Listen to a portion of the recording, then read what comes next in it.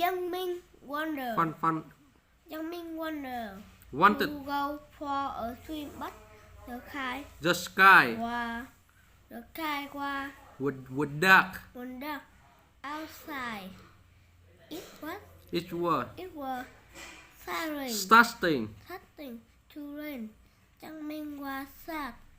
Young Minh mother cheer. Young Minh up by letting him play in the rain. Young Minh put on his Raincoat and rain boot and head. Outside. Young Minh had fun jumping in puddle.